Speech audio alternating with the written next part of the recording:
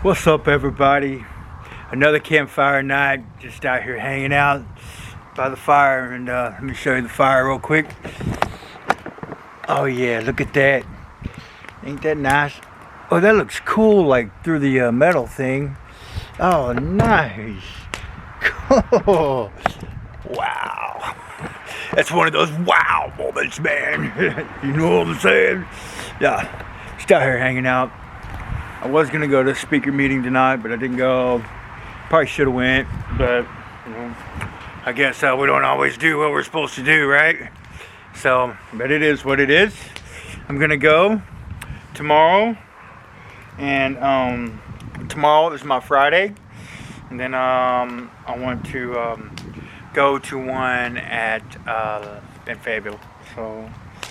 The main reason I haven't been to a meeting in Fayetteville is because I live in Cave Springs, so that's a good little drive, from Lowell all the way down there to, kind of pretty much South Fayetteville, and I've been trying to save on gas, and but if I was using though, and I was trying to drive down there to get something, I would have went, right? This fire feels great, man. It's just all nice and hot and stuff, man. The old metal there is all nice and toasty, so you're like just out here hanging out, And it's like I couldn't wait to get home so I could build a fire and just sit by the fire. I couldn't wait, man. Yesterday I was working, and of course I was riding, and I know a lot of us struggle with trying to be good to ourselves, like trying to be okay to us, I know I've heard a lot of people say in the program that, if that person treated me like I treat me, man, I'd kill them, or I'd beat the shit out of them, or something, you know what I mean? And I can relate to that. Because no one is as harsh on me and as hard on me as I am. Nobody. I have a tendency to keep myself stuck.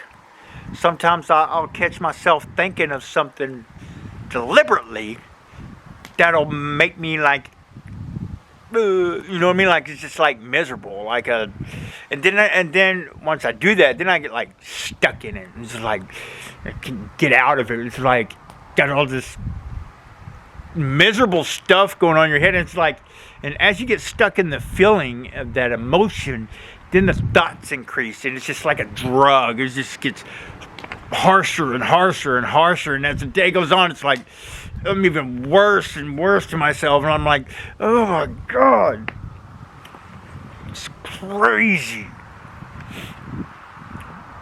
I've been trying to catch myself when I'm doing that, and try to change my focus on the thoughts that I'm focusing on, and and being willing to let go of those miserable feelings for something good, because I have a tendency to even push good feelings away, and keeping myself just like miserable, and it's not fun. That is not fun. It's like a drug. It really is like a drug when I'm doing this. It's like as soon as I feel it, like I cling to it. And it's hard for me to even become willing to think of something more positive, to have a better feeling, or to have a better feeling about myself. If that makes any sense. It's crazy that a human deliberately keeps himself miserable. So like I find it a struggle sometimes to even to let go of that feeling, to be even able to do something, allow myself to feel better. Because it's like I cling to it, and it's no bueno.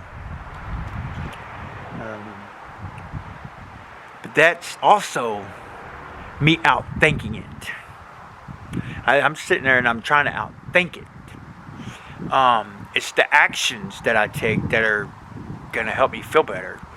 You know, I mean, what are things that I could do that's being good to myself? Okay, of course you got like hygiene, getting fixed up once in a while, treating yourself every once in a while. You know, just doing something good for yourself that is not like in a bad selfish way, if that makes sense. What's a bad selfish way? What's a good selfish way? I mean, there's probably a lot of different definitions for that. You know what I'm saying?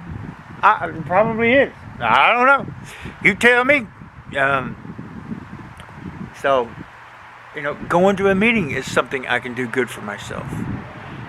Going to work every day is something that I can do good for myself. Paying my bills is something I can do good for myself. Those are esteemable acts. Okay, those are esteemable acts that can help me feel better. Okay, they or not just help me feel better, but to see me as a different person and as a better person. Being there for someone else is being good to myself. You know what I'm saying? Because that's me allowing myself to be a person that I can be happy with. You see, does that make sense? That makes it just. There's so many different things that I could do to help myself feel better about myself, or to be good to myself. Being there for family, being there for your kids.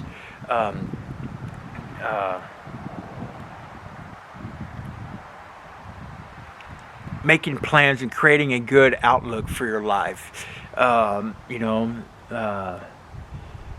Praying.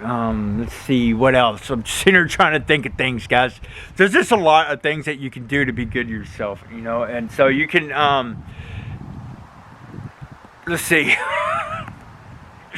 There's a lot, man. There's a lot. There's a lot. It's being good to yourself, being good to someone else. Is being good to yourself.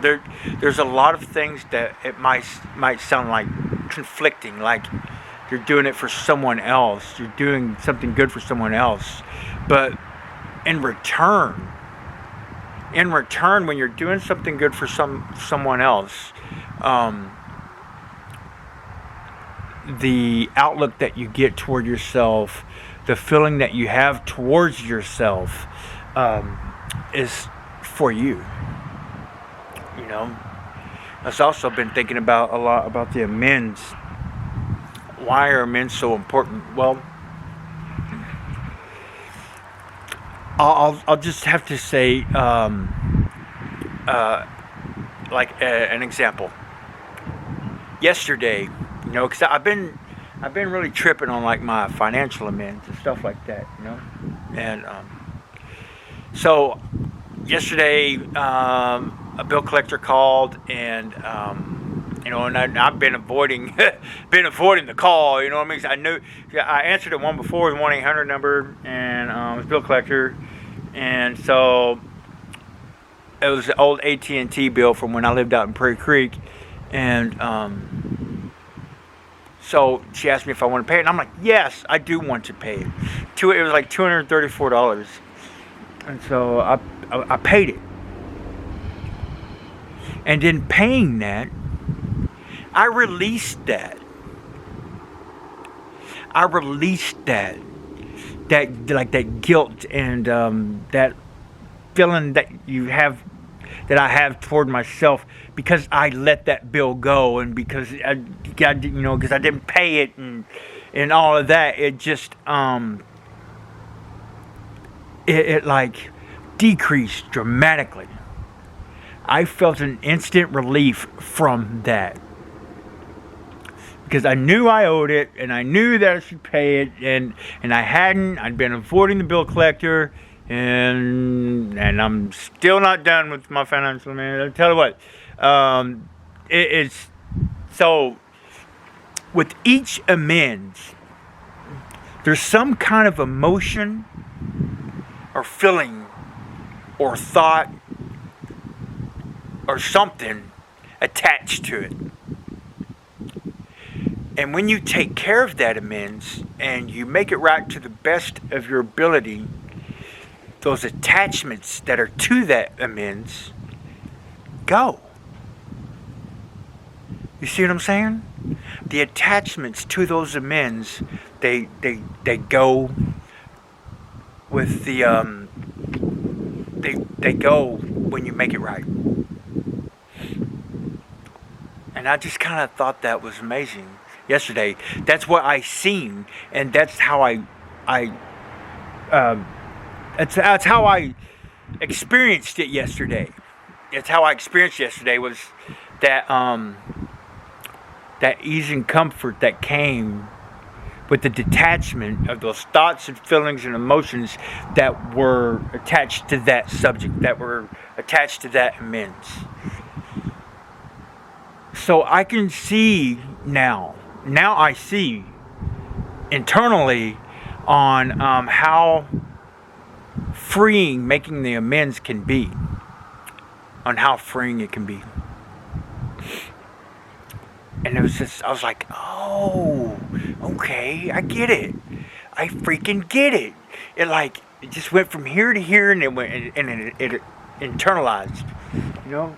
And my fire is gone. Hang on just a minute. Had to get some more wood on there, man. It's getting chilly, see? Check her out, man. Check her out. Yeah. Yeah, but that's what I was talking about.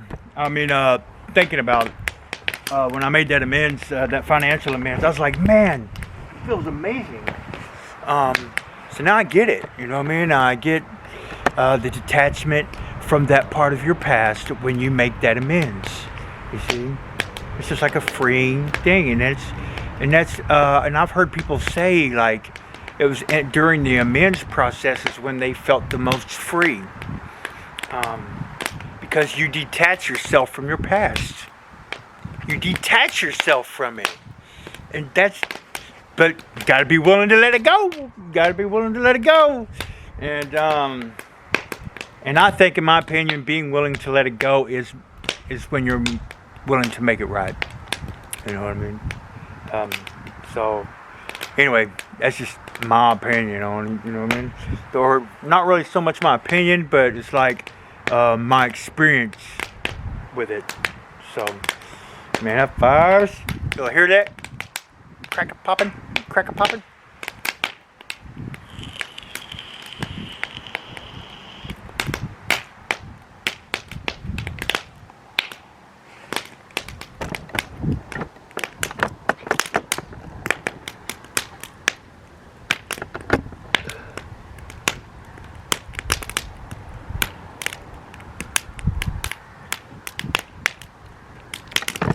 Hey, bye. It's a nice fire.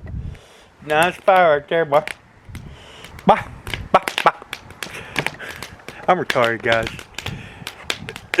It's fun being that way, though.